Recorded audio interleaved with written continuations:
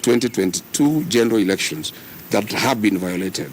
My prayer was to seek the quashing of an illegal process of impeachment.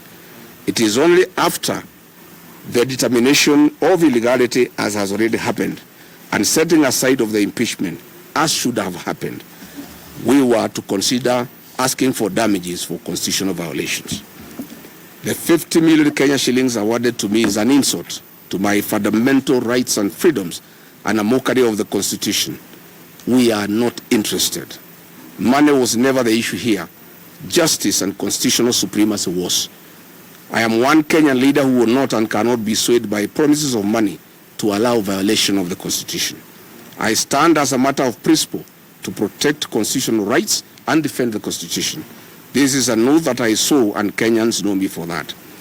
If I was interested in money, Mr. William Ruto had offered me 2 billion Kenya shillings in an effort to entice me avoid impeachment and choose resignation.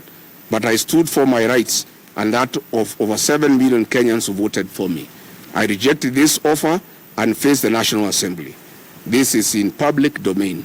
No offer, no amount of money can stand between me, my rights, and the rights of the citizens of Kenya under the Constitution.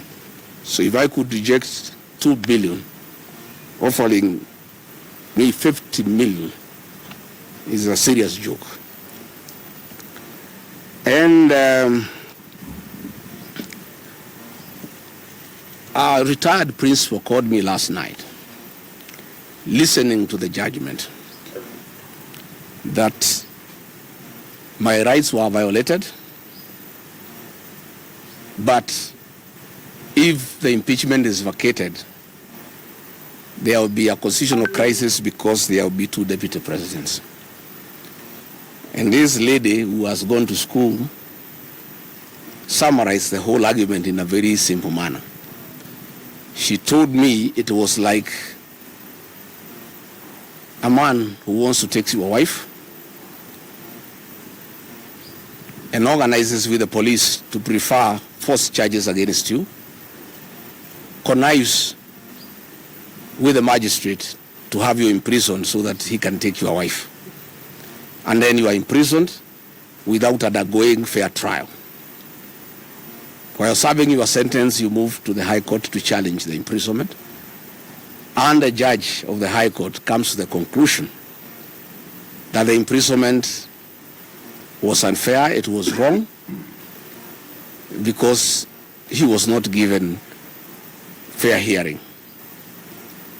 Then the judge goes to pronounce that he is unable to release the prisoner because in his absence, his wife was married by another man. And if he releases that man to go back home, there will be a crisis in the village because there will be 2 husbands. And then he tells the prisoner, let me look for some little money to give you, continue staying in prison so that the man who took your wife can continue enjoying in your matrimonial home. Fellow Kenyans,